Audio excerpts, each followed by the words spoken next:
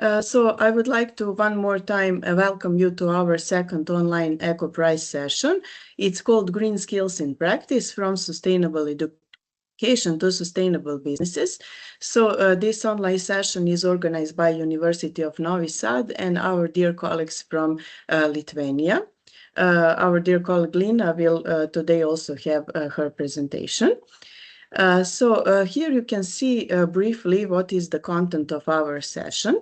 So today we will have 8 presentations in our online session. So first 6 presentations will be given by professors from University of Novi Sad. After that, we will hear our colleague Lina from Lithuania. She will present a practical example from Albania. It will be very interesting.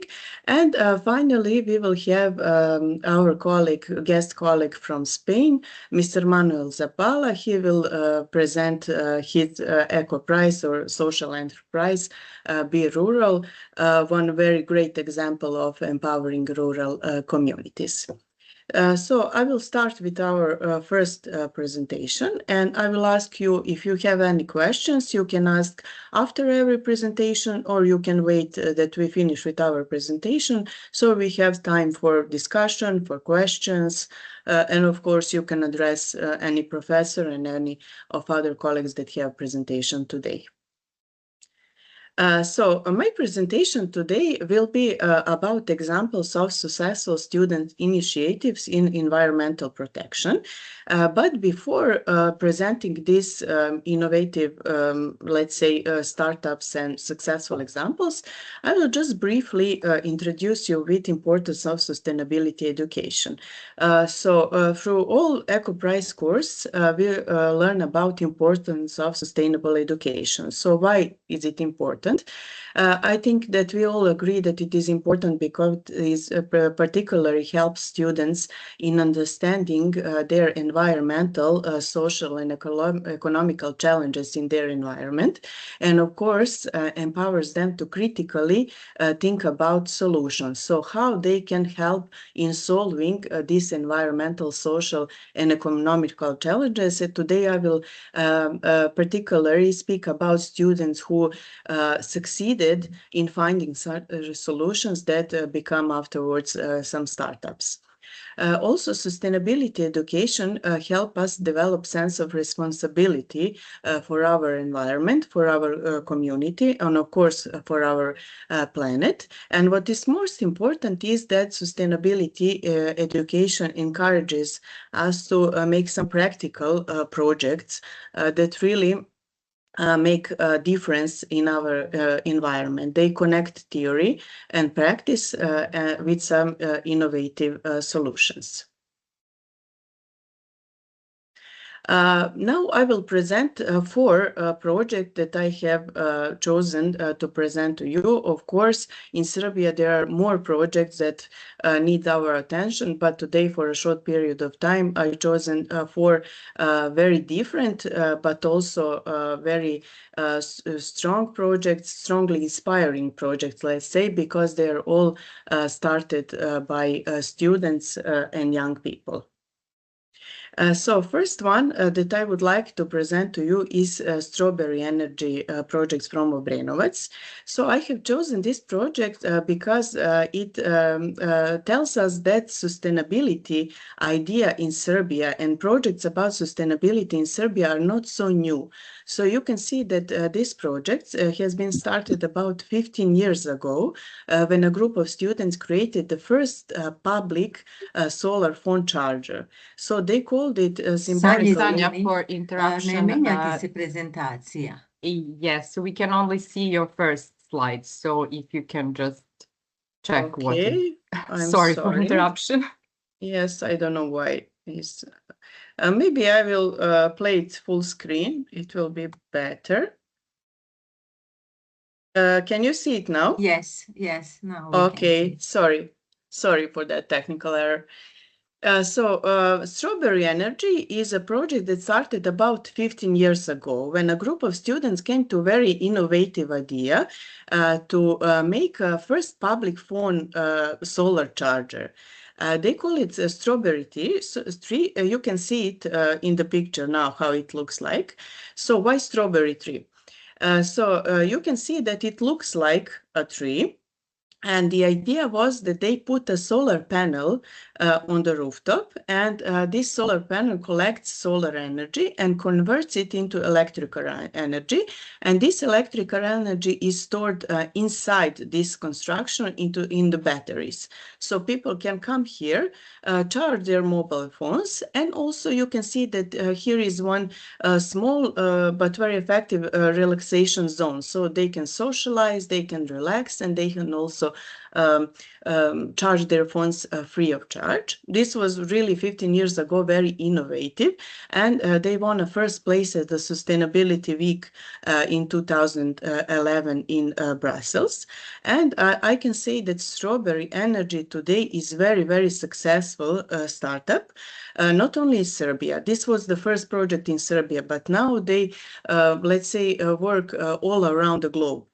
So they are present on 5 continents, 90 cities and 30 countries. And they now rebranded their products. They are talking now about smart solar urban furniture.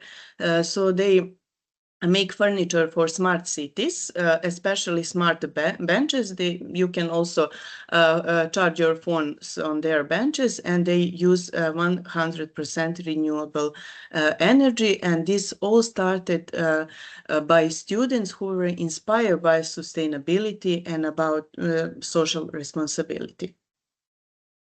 The another project I would like to share with you is Need for Green. The project that started in Zrenjanin when a group of high school seniors from gymnasium decided to help to reduce air pollution in their own cities. They were inspired by a project they see in Netherlands because they have seen that green rooftops are used everywhere, even at bus stops. So when they came into their cities, they were thinking about some innovative solutions, how they can help to their local community, and they decided they will make a first green bus stop in Serbia. So you can see it on the picture, how it looks like. And this project was supported by UNICEF. So they got some funding to do that, and they made their first green bus stop. Green roof system on the bus shelters was made in order to improve air quality, but also biodiversity. And I think that this project really tells us that young people can be drivers of change in their local community. They just need to be inspired, they need to be motivated, and of course, they need to have a proper sustainability education because this really makes them more socially responsible, and this really inspires them to implement their knowledge into practice in some, let's say, practical projects. Another very interesting project came also from younger innovators from Čačak, the city in Serbia, who developed a creative solution for glass waste. So you can see here in the picture how it looks like their final product. It's fragment panels. They were thinking about for a long time how to use glass waste in a very creative way to be responsible, sustainable, but also to be aesthetically appealing for the market. So they can sell their product, but still be responsible and sustainable. And they were experimenting for 3 years in order to make first fragment panels, you can see in the picture. And now their fragment panels can be used in interior designs, in homes, office spaces, commercial environments, and they are really very successful today.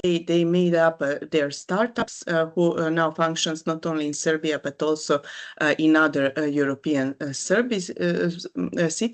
And their vision today is to become the leading manufacturer of the eco-friendly luxury recycled glass surfaces in Serbia and beyond. I also left their website here below the picture, so who is interested can see what they do today and what kind of products they make. And also this started from initiative of young people, students. Finally, I would like to present one more project. It is Hydro Heroes from Pirot. Pirot city in Serbia.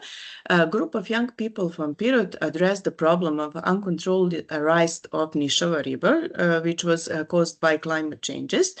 And this city had a problem because of growing increase in drowning accidents, because people were not so aware that this is not so safe for swimming when the river start rising its level. And they were thinking for a long time how to contribute to their local community and how to solve this problem. And they decided to go to Upshift workshop. This is workshop powered by UNICEF, and it finances 5 projects of students that can contribute to their local community. And they decided to make this device you can see in the picture below. So what is this device? This device measures the level of the river, and when the level of the river becomes dangerous, it signals for a warning.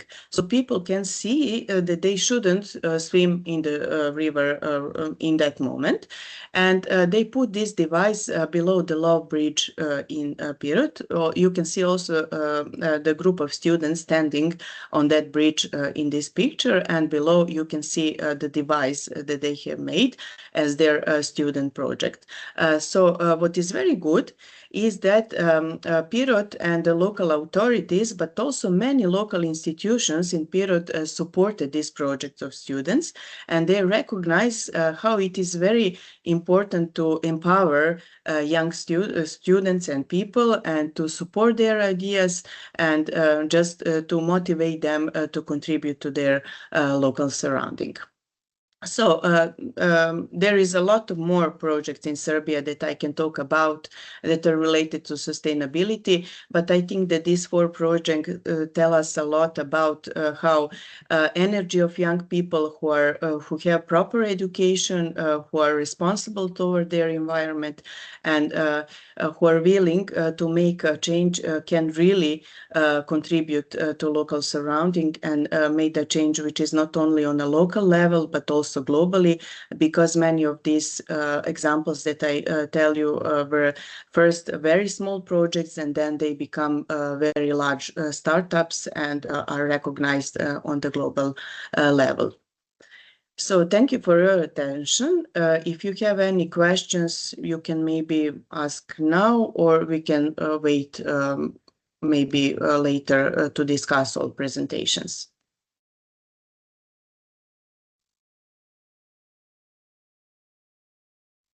Any questions? Okay. If we don't have any questions now, maybe we can start with our second presentation. Now we will hear our dear professor Tatjana Pivac. She will tell us more about education for sustainable development. Tatjana, the floor is yours.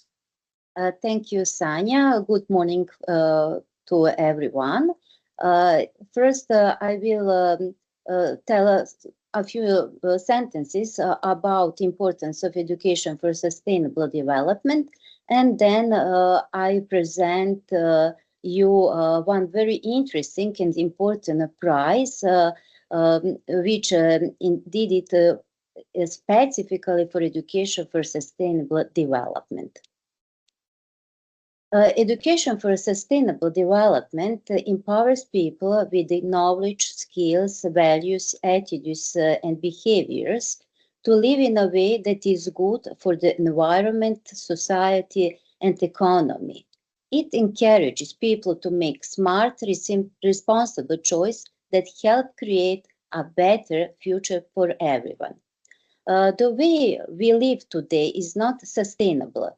We are using up the planet's resources too quickly, and because that learning is essential for finding solutions and building a more sustainable future. We need to learn to live in a way that protects our planets. Education for Sustainable Development, or ECD, sees education as the key to achieving global development goals. ECD prepares people of all ages to deal with issues like climate change, loss of biodiversity, overuse of resources, and inequality, problems that affect the well-being of people and the planet. The UNESCO Japan Prize on Education for Sustainable Development funded by the government of Japan, and this prize consists of 3 annual awards of $50,000 for each organization. It was awarded for the first time by the Director General of UNESCO in November 2015. The prize is awarded every 2 years after 2019. The prize is and awarded winners recognize the role of education in connecting the social, economic, cultural, and environmental dimension. The UNESCO Japan Prize can be awarded to different institutions, organizations, or other entities with a specific education for sustainable development project or program that must be ongoing and running for at least 4 years, be replicable and scalable, show proof of high impact relative to invested resources, and contribute to one or more of the 5 priority action areas of the ECD.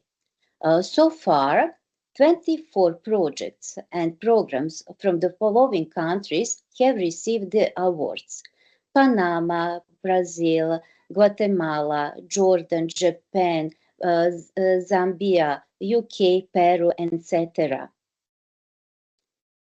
In 2025, UNESCO Japan Prize were awarded for 3 projects from Benin, Brazil, and Panama, and all that 3 projects were innovative, inclusive, and transformative approaches to education for sustainable development.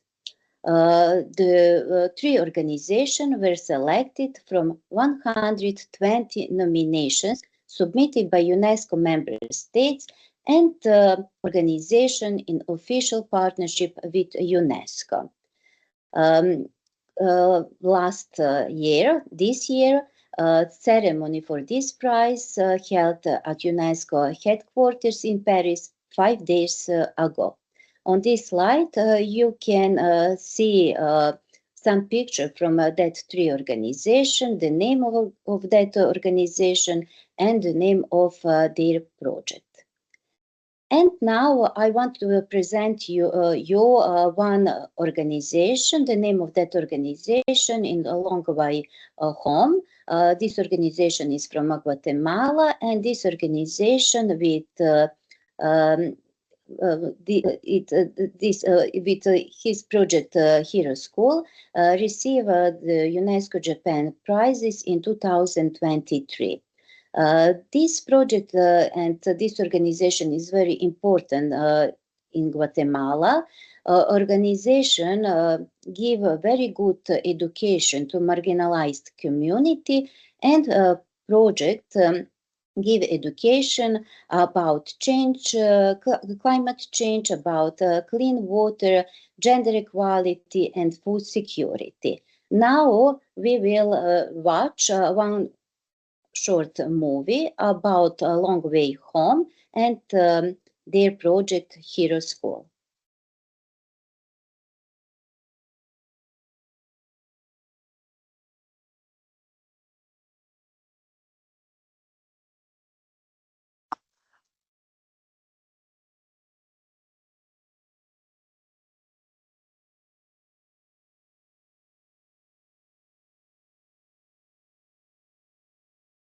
We don't see the movie.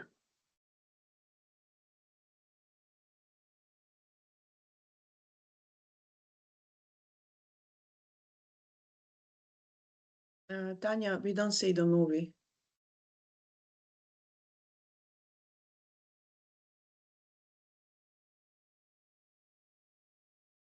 Not yet.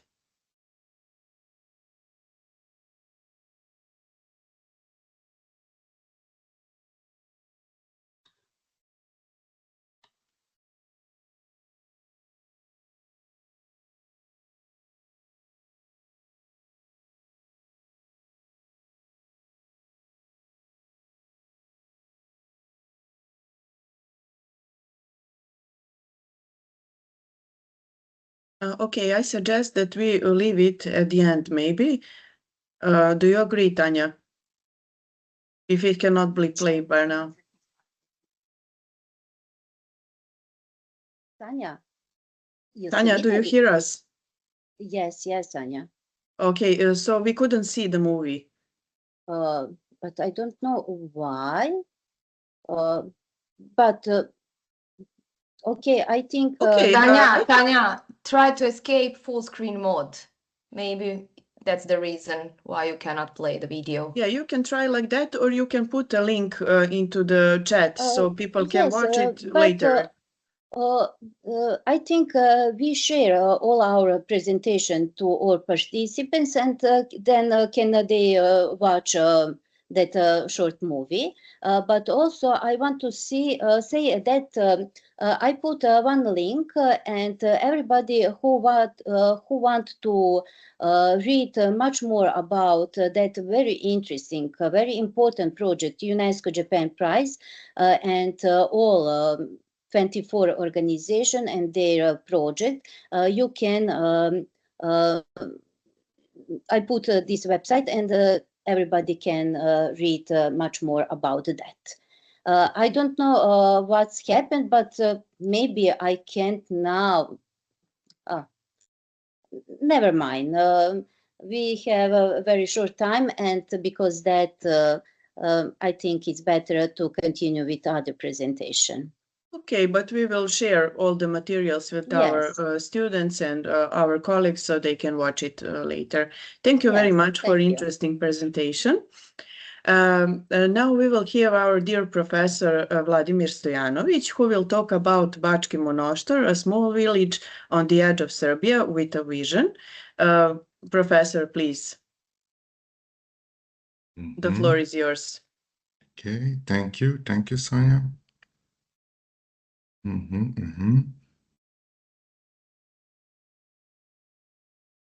Okay, can you see my presentation and first slide? Okay, thank you. Hello to everyone. My name is Vladimir. I'm a human geographer interested in topics of environment, nature protection, and relationships between protected areas and local communities. Can you see the next slide? Sonia, No. please, can? No, Okay. we don't. No? Maybe you can put it a slideshow, like, yes, now we can see. Okay. Because I didn't use the Teams for the, where is the slideshow? Excuse me. You can start it at your presentation, slideshow. So it will put it then on full screen. Sorry. But where is that? Oh, I'm sorry. Okay, you can have it in the upper bar at your presentation. So you have transition, animation, then slideshow. It's the one on your right. You were at the bottom, and it was really close where your cursor was. Transition, and now. You can. So it's two But places. this option is not No, open. slideshow. Aha, slideshow. Okay. This one from beginning. Yes. Okay. I'm sorry. Thank you very much. It's okay. Hello to everyone. My name is Vladimir. I'm human geographer. So let me start by taking you to a very small place on the edge of Central Europe and Serbia. We are in the northwest of Serbia, in the autonomous province of Vojvodina. Here lies the village of Bački Monoštor. On the map, it looks like a periphery, close to the borders with Croatia and Hungary, far from the big centers of power. But this edge is also an opportunity. From here, the village can connect with communities from neighboring countries, enjoy international projects, especially those that focus on protecting nature. Bački Monoštor sits right next to the Gornje Podunavlje Special Nature Reserve, created in 2001. The local people quickly understood how important this was. They decided if a reserve is our neighbor, our village can become its gateway. So they organized themselves and founded the Podunav Citizens Association. Their mission is simple and powerful: to protect nature, to care for the environment, and to keep local values and traditions alive. The reserve itself is a world of green, thick, lush vegetation, wetlands, forests, a perfect home for many animal species. To really understand this landscape, we also use modern tools. Last spring, for example, I flew a drone over one of the Danube meanders. On that video, in just one small section, only 50 meters, you can count around 10 nests, each with birds quietly sitting on them. And yet, nature still finds ways to surprise us. Even when we know there is a protected area nearby, we can discover important habitats in unexpected places. In one part of the local cemetery, for instance, there is a population of rare plant Adonis vernalis. So nature is not somewhere far away, it is literally all around us. Our job is to notice it and to protect it. The next slide.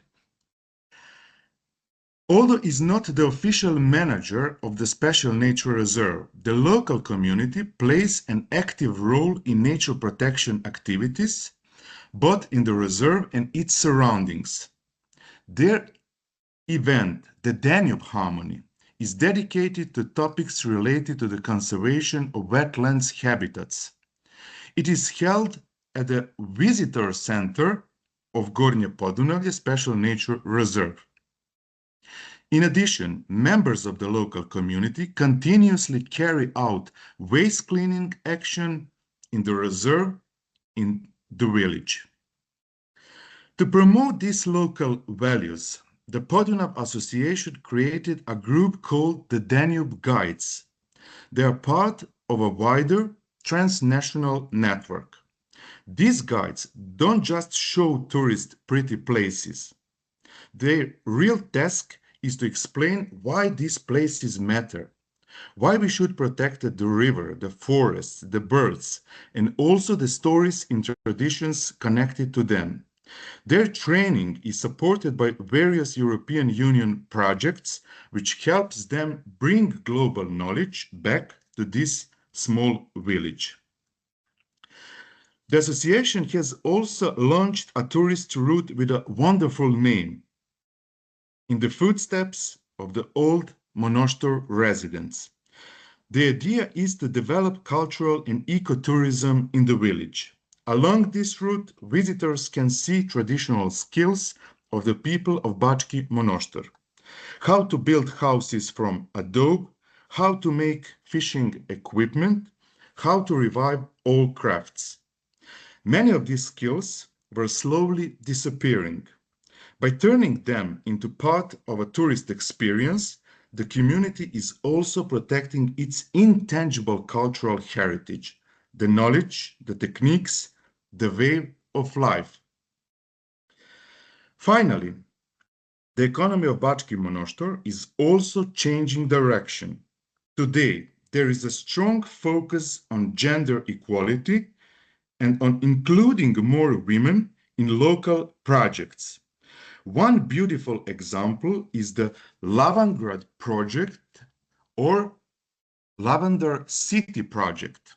With this project, women in the region grow the plant of lavender.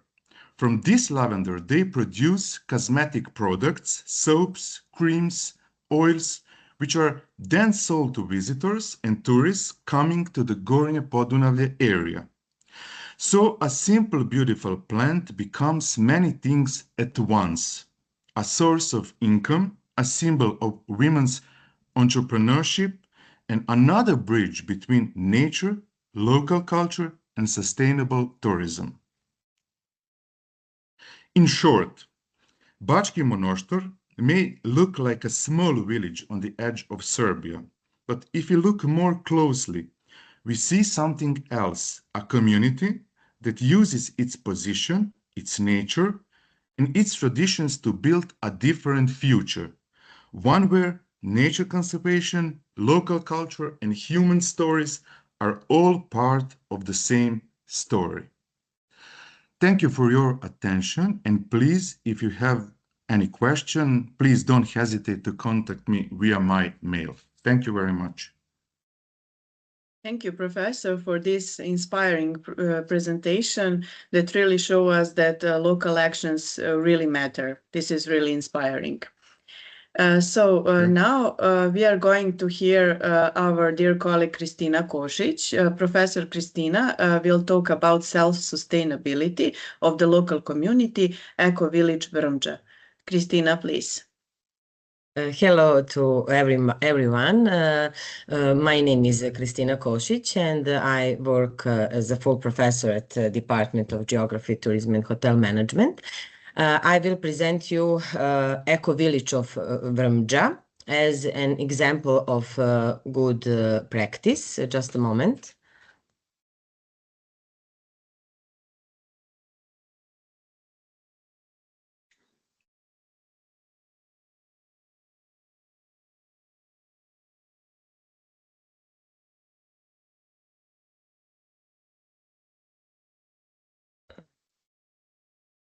Sanja, is it okay? Yes, it's okay. Okay. Great. Just to... Okay. As I told you, I will present self-sustainability of the local community, Eco Village Vrmđa. Vrmđa is a small village at the foot of Rtanj Mountain near Soko Banja in east of Serbia.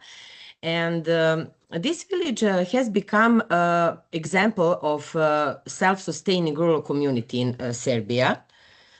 Although is surrounded by exceptional nature, springs, lake, archaeological remains, the village its greatest value lies in the people who come seeking a healthier, calmer, and more meaningful life.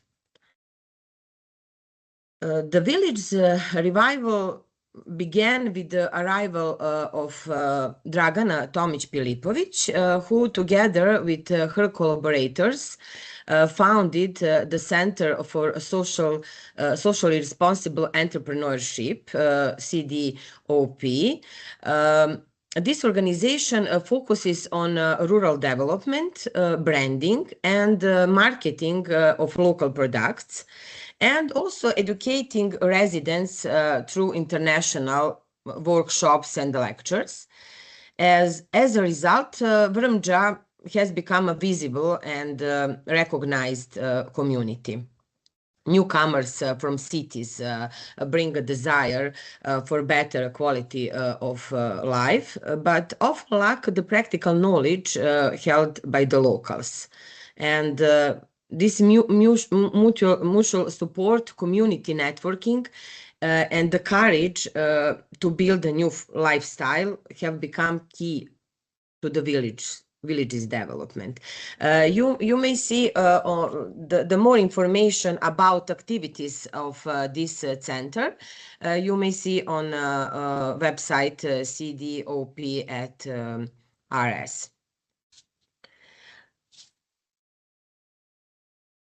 The village fosters an open multicultural environment, constant discussion about ecology, living in harmony with nature, exchanges, experiences, and the presence of foreigners who introduce new perspectives.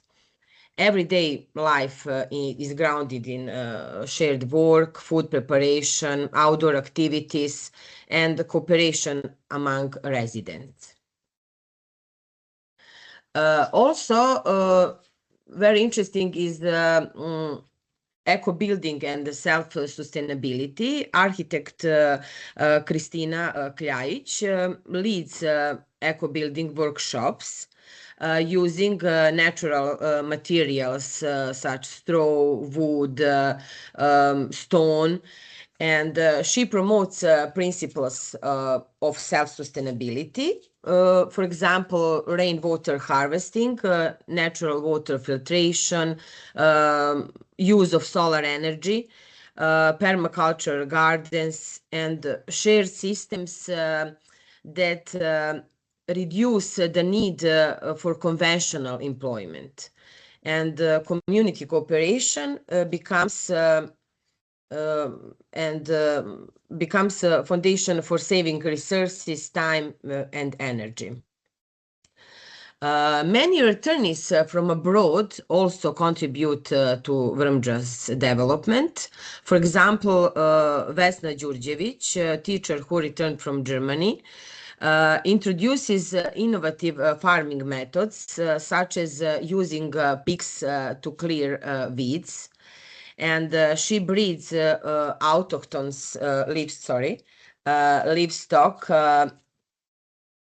She breeds autochthonous livestock and emphasizes the economic efficiency of living in the harmony with nature. She believes that better state support would further improve rural tourism. Also, in village Vrmja, women play a very strong role in village. They engage in ecotourism, handicrafts, natural cosmetics, dairy production, and other forms of entrepreneurship. And their closeness to nature and readiness for long-term investment make them the main drivers of sustainable change. They also stress that a true development requires time and dedication, not quick profit. And we may say that Vrmja, with all examples of sustained living in the village, Vrmja is evolving into a model of self-sustainable village built on its natural resources, the energy of returnees, collective work, eco-building, permaculture, and local entrepreneurship.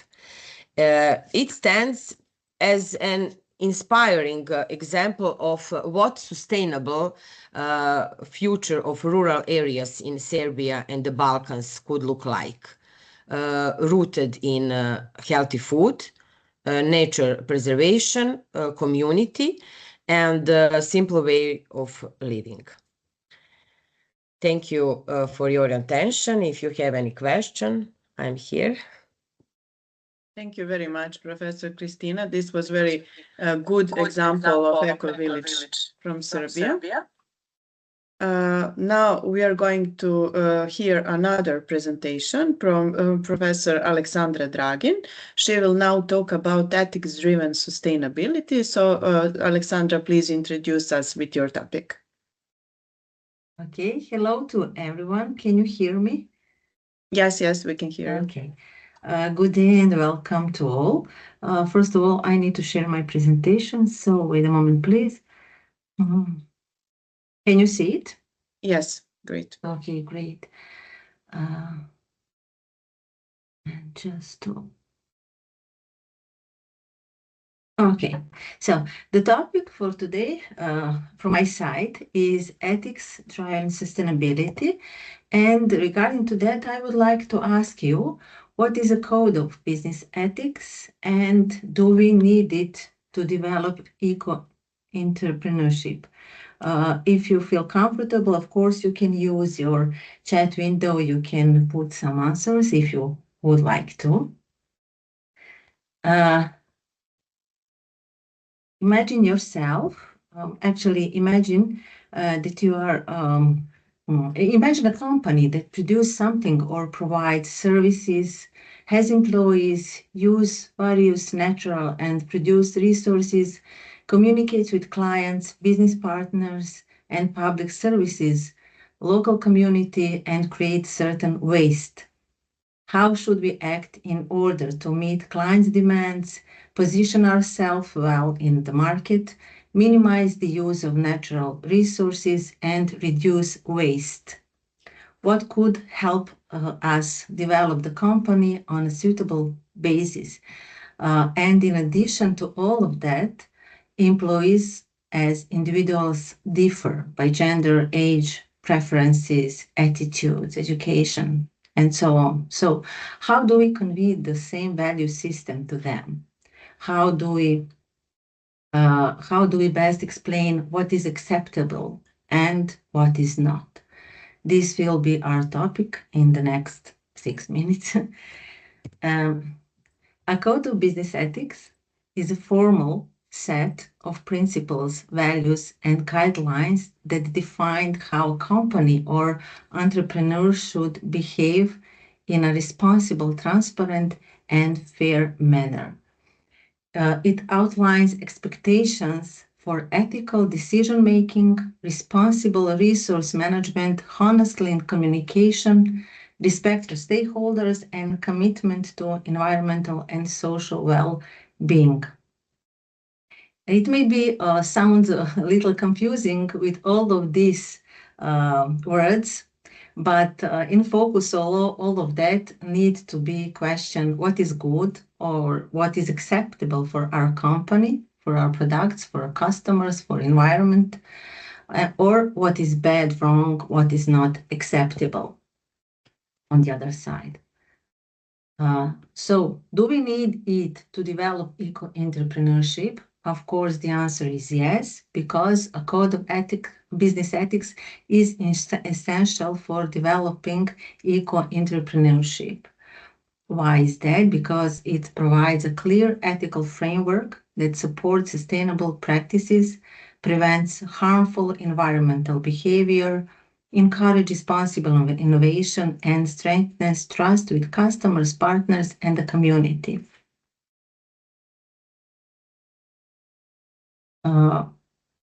Or more precisely, ethical principles shape how organizations manage resources, engage stakeholders, and define success. A strong code of ethics supports accessibility, minimize negative impact, and establish trust in business organization. And in respect to that, I need to say that benefits of ethics drive and sustainability are a stronger brand reputation, increased customer and investor trust, reduced operational risk, long-term profitability, as well as positive environmental and social impact. So we need to deal with ethical guidelines, sustainability, that this is both a strategic and moral advantage for our company. And the question is how to write the code of ethics. As I mentioned, I said a lot of words to you, and maybe you could think, oh, this is something very tough, how to deal with that. But actually, in the next few steps, I will show you how to develop this kind of document. First of all, of course, you need to develop some ideas, a list of beliefs, rules, values, and guidelines employees are expected to follow in day-to-day business operations. Then, of course, you need to ask yourself several things, such as where has the company faced trouble in the past, your company or another company, maybe today this company is very successful, but you can find some troubles in the past regarding to this company. And the most important thing is to find how this company resolved some troubles, or your company, how resolved some troubles in the past. Then, have you received any complaints from clients? And of course, is there anything you don't want to employees to do? What is immoral, illegal, or what is against the company values? You need to share with your employees. You need to tell them very briefly and very clearly. Introduction part is also very important in this kind of document.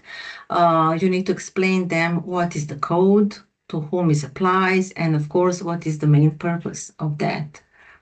Then, of course, very important is the format, style of this document. It needs to be easy to read. It needs to be easy to understand. It needs to be understandable for everyone. Distribution is also very important, because with that step you will communicate with all of your stakeholders, not just employees, but business partners, other companies, public utilities, local community, and so on. And of course, very important step is to hold a staff meeting. It's a good time for questions. And of course, it's a good time to explain the disciplinary procedure in case of non-compliance. Anything you don't want employees to do or not do should be on the list, such as basic standards of morally acceptable behavior, then principles of professionalism, then responsibility towards clients, work discipline standards, communication standards, public relationship, values such as loyalty, confidentiality, integrity, and so on.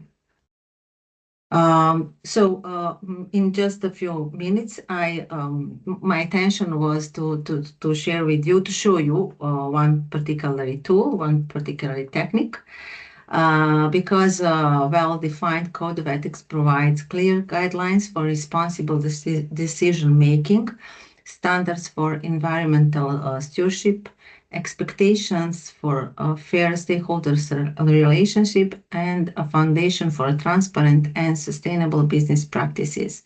Ethically driven optimization reduces costs, increases innovation, and minimizes environmental footprints while supporting long-term competitiveness. Thank you for your attention. If you have any questions, don't hesitate to contact me via my email. Thank you, Sanja, and thank you all. Thank you very much for providing us with this presentation and highlighting such important topic, and of course with giving us some practical example how to write code of ethics. I think that students will appreciate this, and of course all our colleagues. Now we can hear another presentation which will be given by our Professor Maja Mijatović, and Maja will talk about corporate social responsibility. Maja, you can start with your presentation. Sanja, thank you for this introduction, and good morning to everyone. I will start the presentation with the fact that another construct that is important for better understanding of the entire ECOPRISE concept is related to corporate social responsibility. And of course, there are numerous definitions of this term. However, according to majority of them, we can say that corporate social responsibility obtains different kinds of business activities and business operations that are focused towards increasing benefits and providing the welfare for local communities or society in wider terms. On the other hand, these activities are also focused towards decreasing negative effects and reducing problems that local communities or society are often faced with. According to various authors, there are different theories and divisions of this term. However, according to limited time, I will put the focus on one theory that was developed by Carroll in 1979. And since then, this theory was widely implemented in different theories worldwide.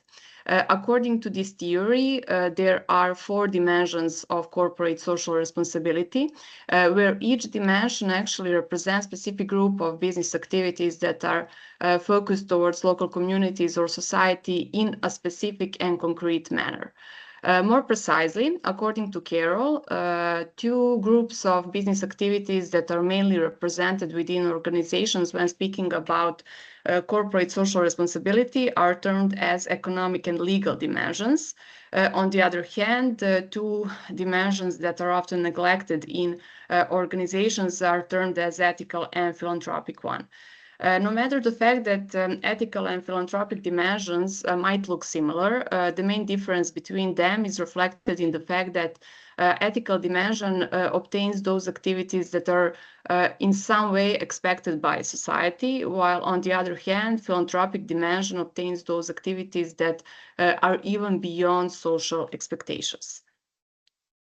In general, philanthropy should be the essence of the corporate social responsibility. However, in practice, situation is not always like that, and there is often a question whether philanthropy is fully represented in corporate social responsibility in its full meaning. This question is additionally supported by the fact that organizations are often motivated to be involved in corporate social responsibility based on some sort of organizational interests or internal business benefits. And these internal business benefits are often represented in the form of, for example, possibilities for improving the overall image of the organization, or possibilities for improving the organizational position in the market, or even possibilities for gaining different sorts of tax incentives. No matter the fact that organizations are often motivated to be involved in corporate social responsibility based on some of the previously mentioned reasons, it is important to indicate that even in such cases, corporate social responsibility could provide specific and unique win-win situations for both sides, not only for organizations, but also for local communities or society. And this fact is widely confirmed in different studies conducted in different countries and within different business fields. Corporate social responsibility could also be researched from different perspectives, for example, outside and within the organizational context. And when we speak about the corporate social responsibility outside the organizational framework, we can say that these activities are mainly focused towards local communities or society, as already mentioned, while on the other hand, corporate social responsibility within organizational framework is mainly focused towards employees. In respect to that, I will present you the main findings of one study that was conducted in Kopaonik, which is actually a popular mountain of Serbia. And this study was conducted on the sample of 211 hotel employees from different hotel sectors.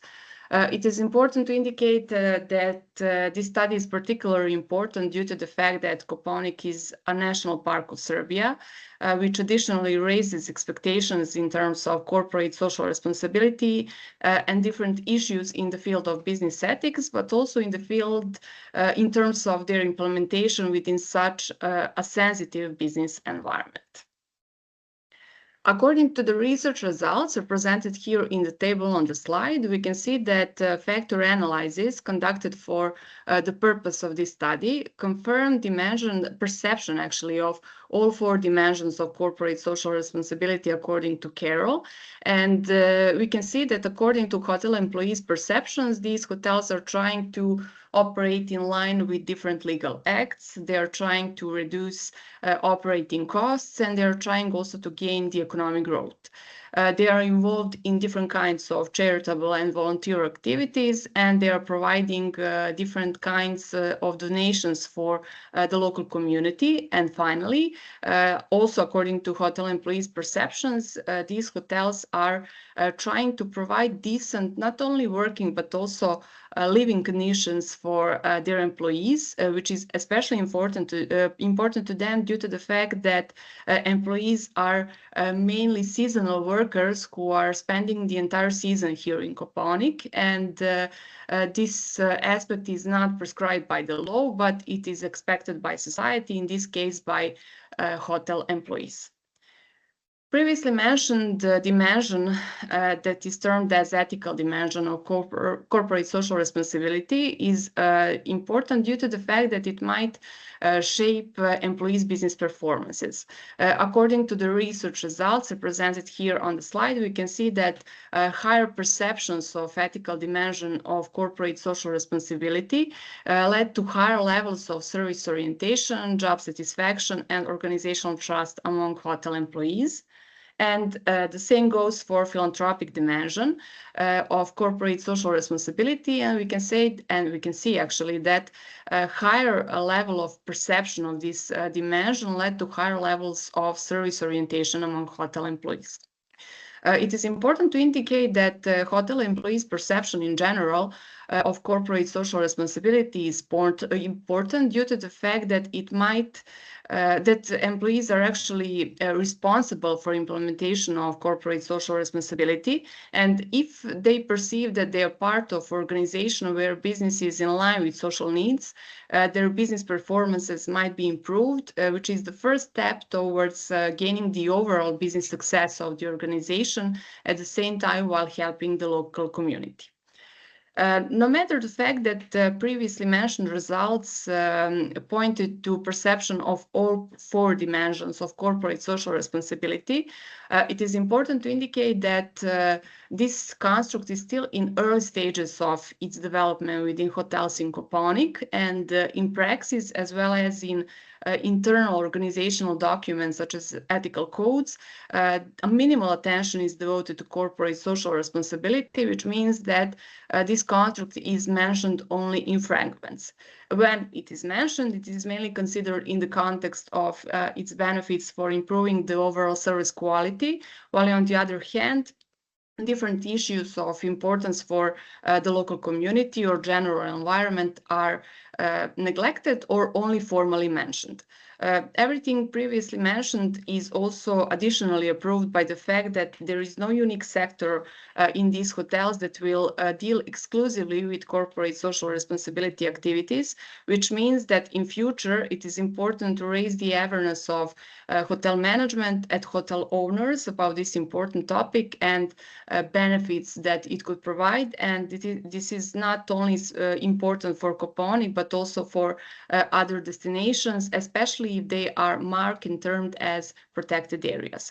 So for the end, I need to say that these are only the basic findings of one wider study conducted in Koponik, not only about corporate social responsibility, but also about business ethics and business performances of hotel employees. So if you are interested in more details, feel free to contact me or my colleagues that were also involved in this study.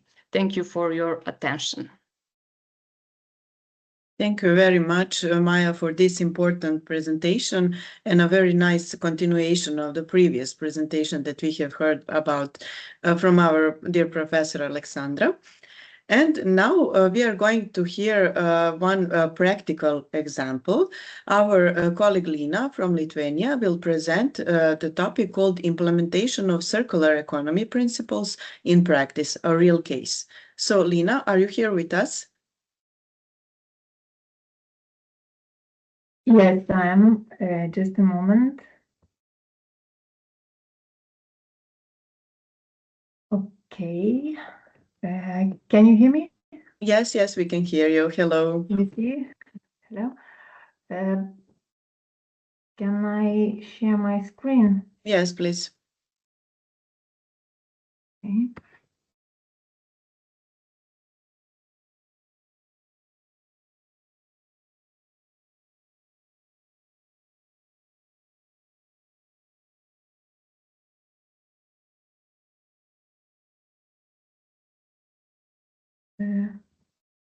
Can you see my screen? Yes, we can see.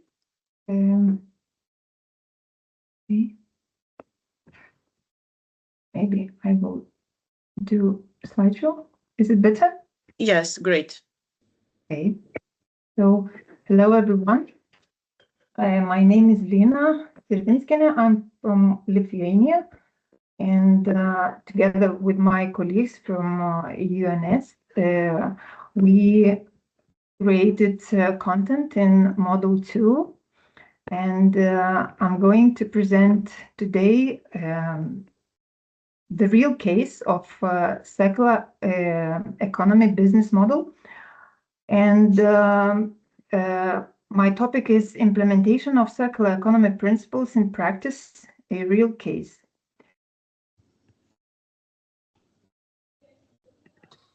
Just a moment, I can go to the next slide somehow. Okay. This is our partners in this project.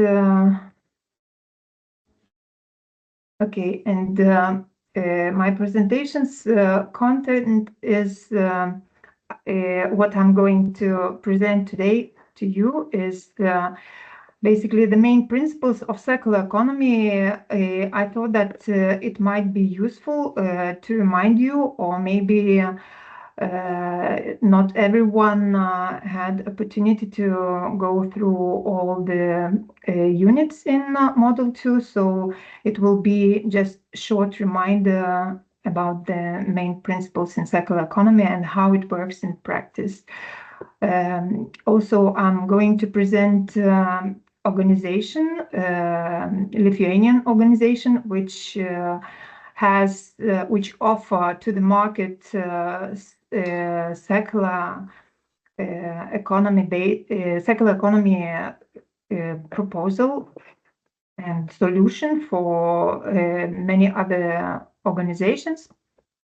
Also, I'm going to introduce their product, and we will talk about the impact and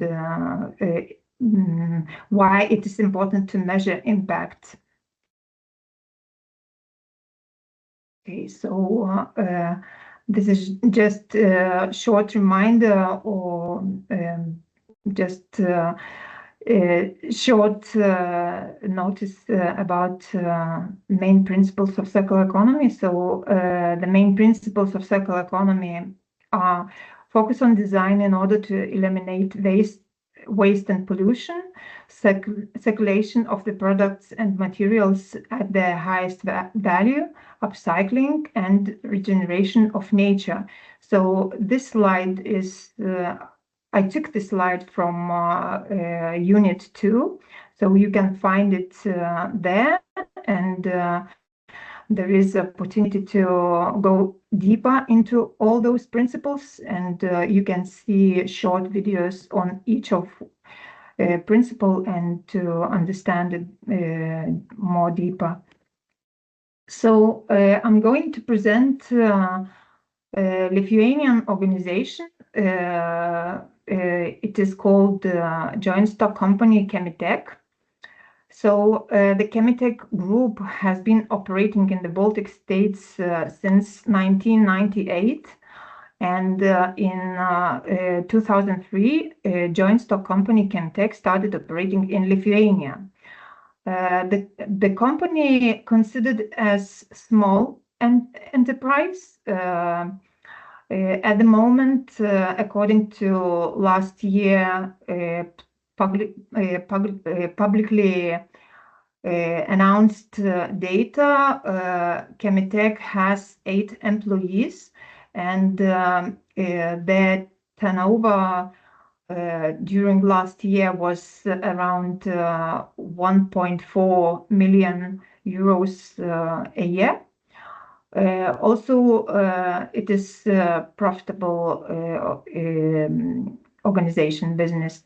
So the company's target market is the HoReCa sector: hotels, cafes, restaurants, supermarkets, food production companies, industrial laundries, and car washes. The company supplies its clients with different professional chemical detergents and cleaners from Sweden, Great Britain, Italy, and France. One of the main joint stock companies' Chemitech products are cellulose products, which are made in Italy. And this is the link where you can find more information about this product. I chose this product because it is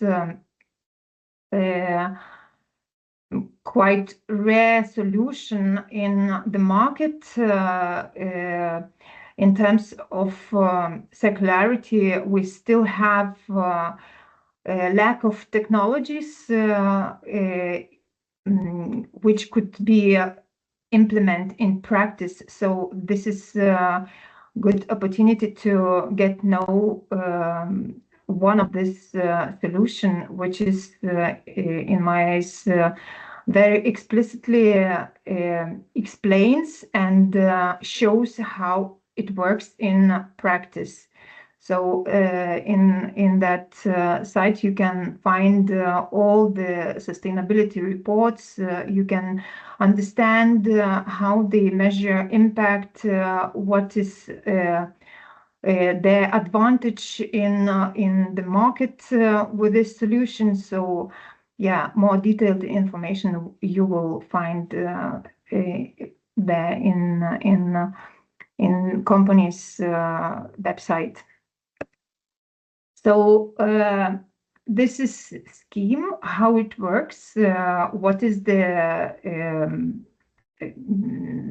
cycle of manufacturing. So from cellulose fibers, Lukard develops fiber pack used to make EcoNatural, the paper that provides all the strength, absorbency, and softness of a premium product with the guarantee of a safe and certified range.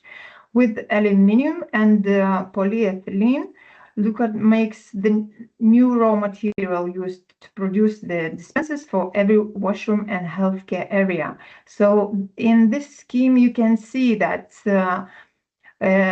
they collect the waste, recycling waste. It is beverage cartons, which are made from cellulose fibers, polyethylene, and aluminium. In the remanufacturing process, they separate all those parts and make new products. So first phase is separation of beverage cartons materials.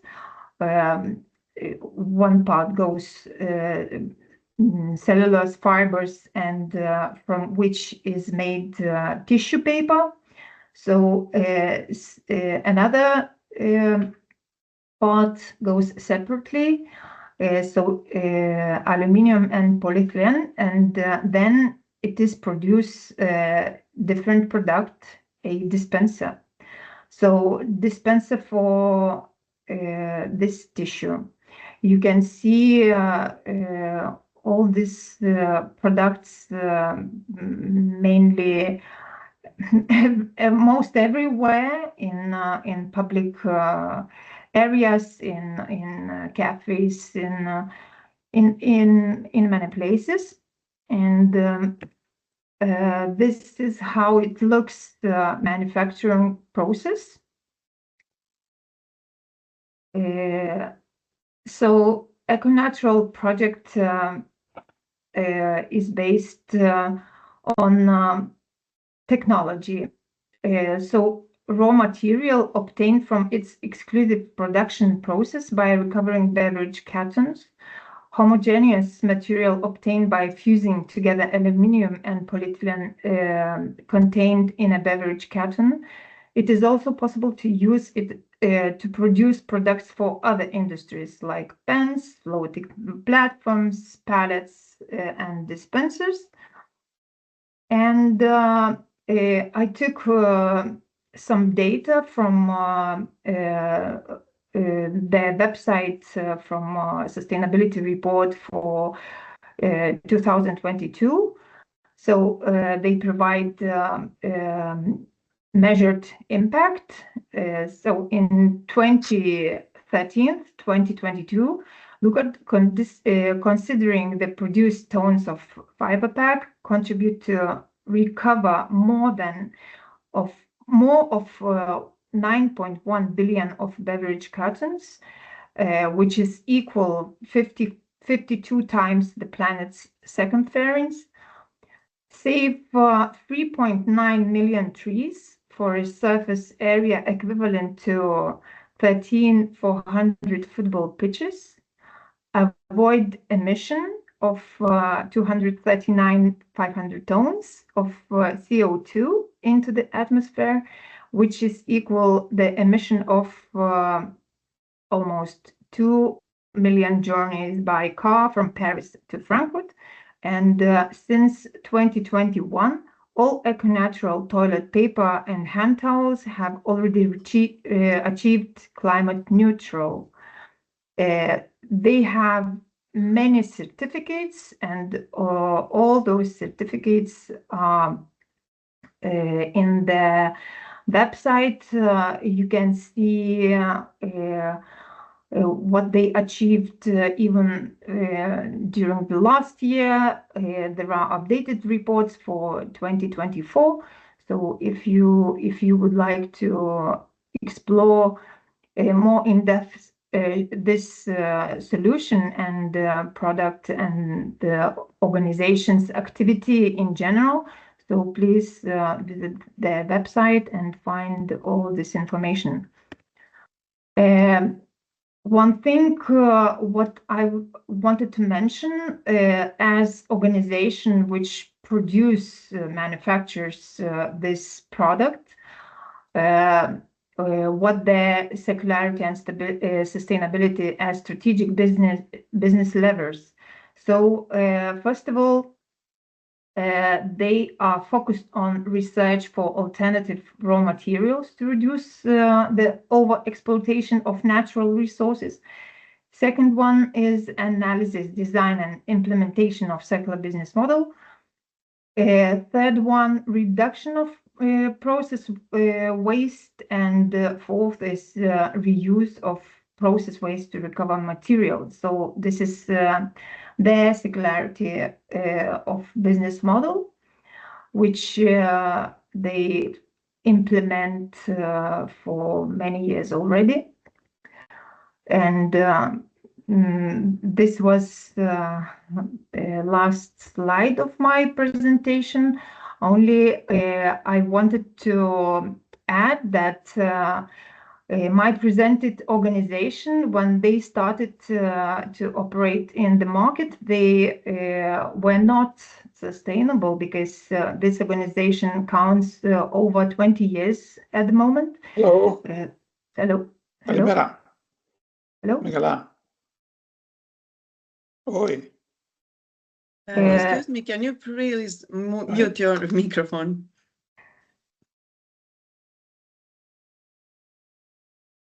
Okay, sorry, Lina, for this interruption.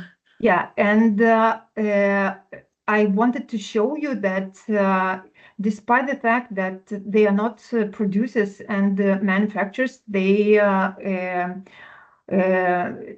chosen sustainable products, and this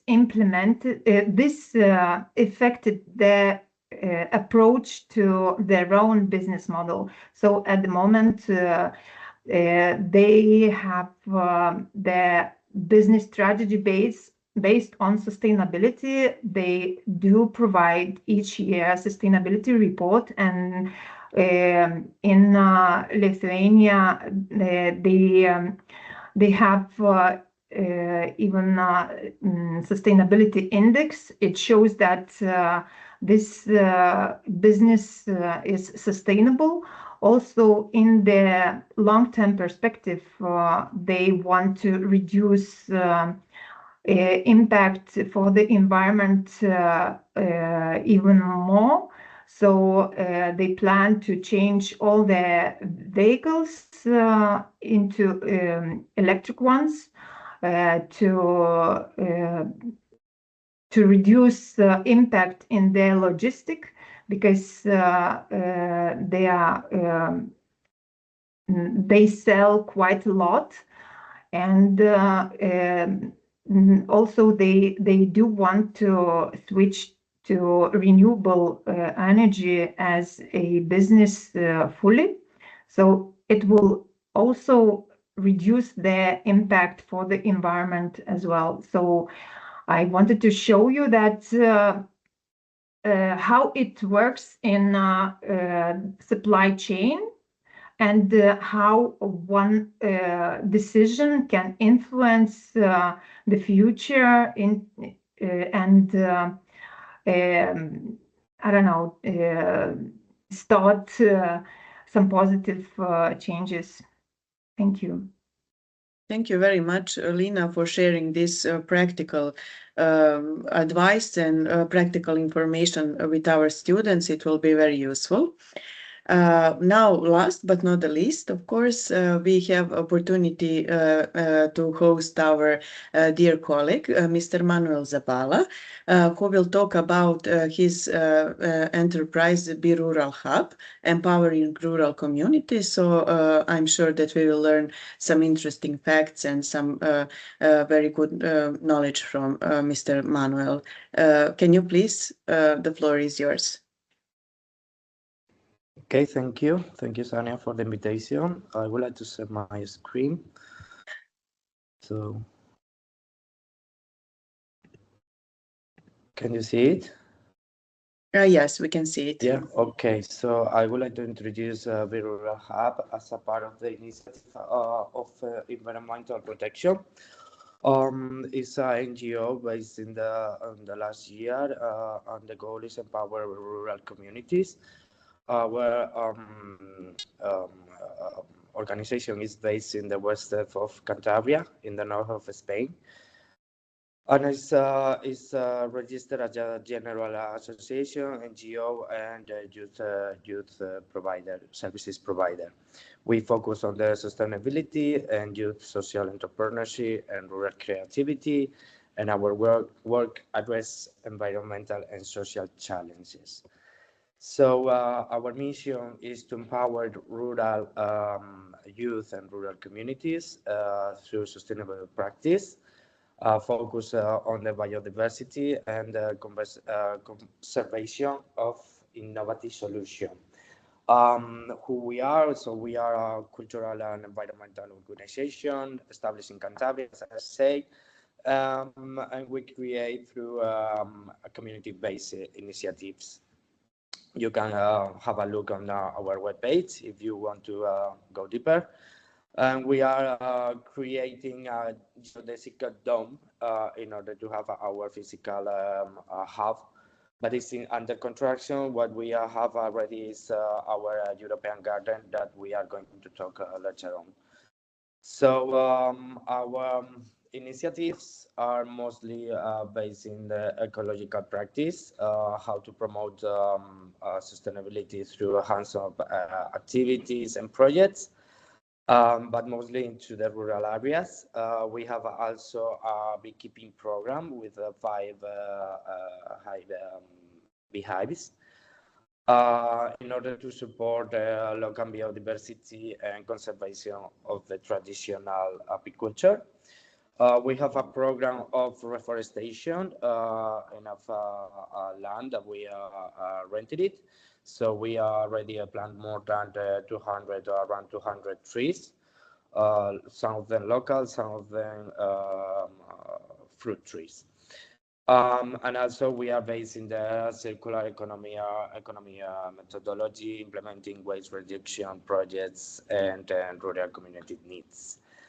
So also we focus on the youth social entrepreneurship through sustainability innovation, development of the skills and soft skills, and based in the rural roots. Also we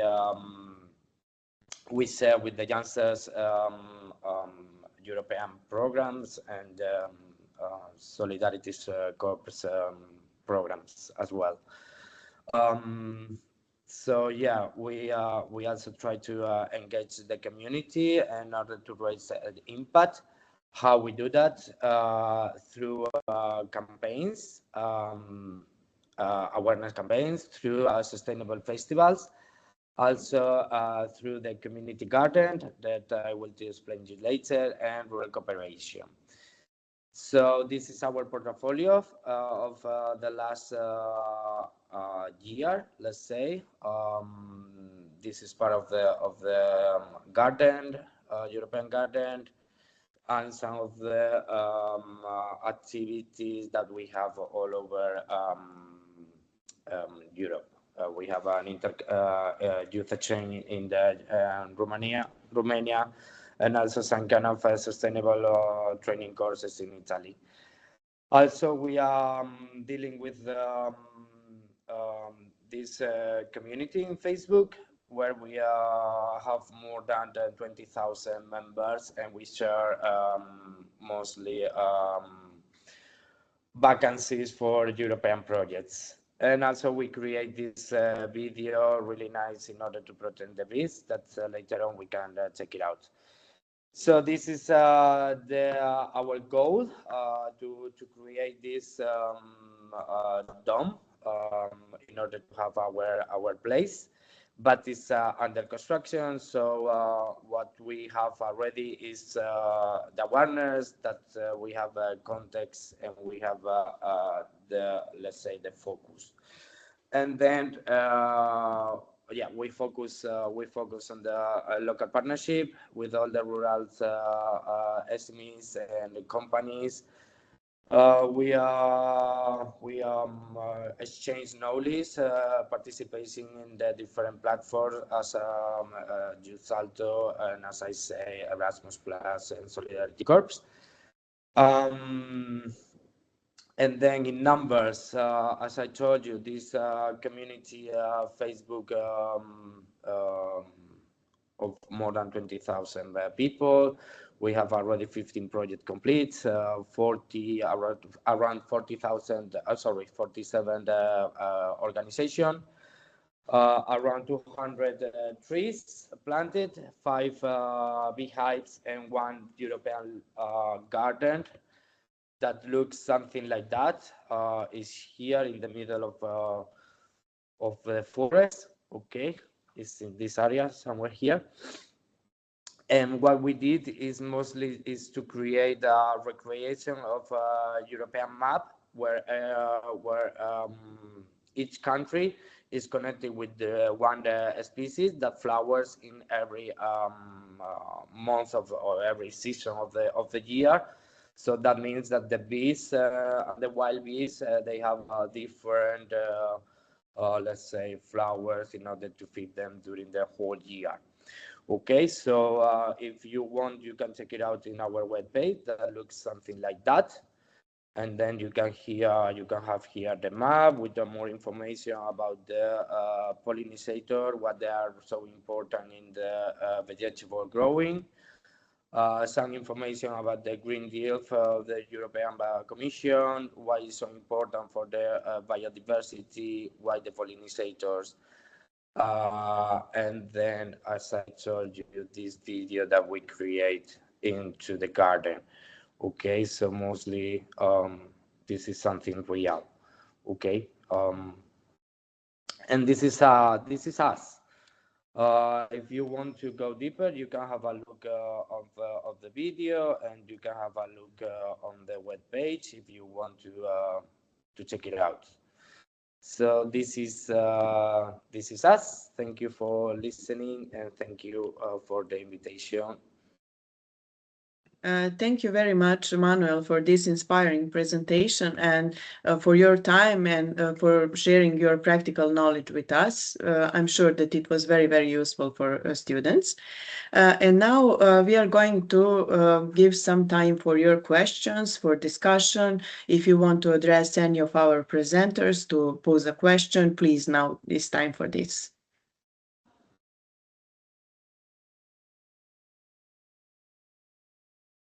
Anybody?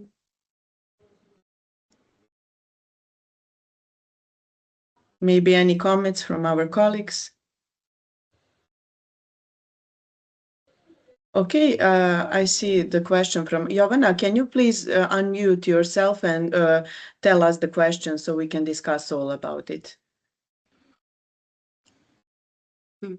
Hello, everyone. So this is mainly my question for Manuel. Considering how many projects you have had and how successful your NGO seems to be in only a year, if I understood correctly, my question is how many people are involved And what are their professional backgrounds? And also, do they only work for the NGO, or do they have different jobs with which they sustain themselves? Because I've encountered so many people in my surrounding who are involved in the NGOs, but they usually have to work at least 1 or 2 additional jobs in order to be able to sustain themselves. And this is the aspect of sustainability that's been boggling me for so long, because I have a problem with how can I contribute to my community if I cannot pay for my food and my bills, especially with the nowadays market where I cannot even dream about owning my own apartment or building my own house.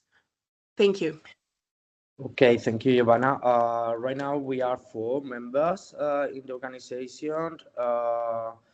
We have to have, as you say, different kind of jobs in order to be, let's say, worthy with the organization. But in the, let's say, in our free time, we are focused in this idea, and also how to one of the best idea or what I am really proud of is that the vegetable that we grow into the garden, the idea is to share it with the people that they really need it.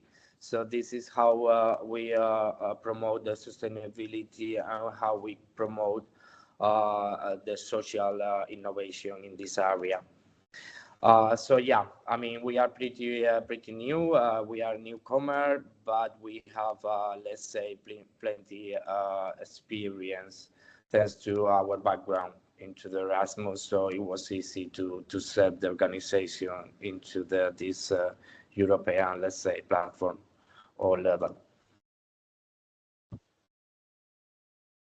Thank you, Manuel, for answering, and thank you, Jovana, for this very important question. Anybody has any questions? Discussion, comments, maybe?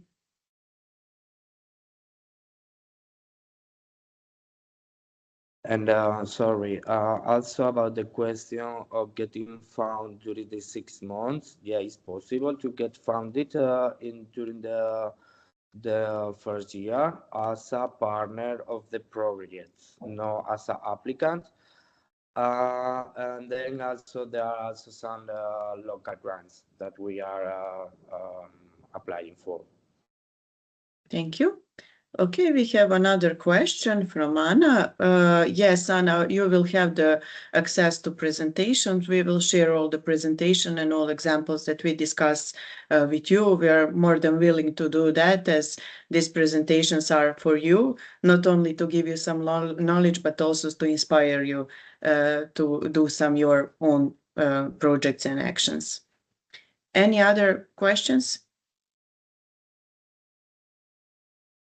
Okay, if we don't have any questions, we'll now easily wrap up this online session.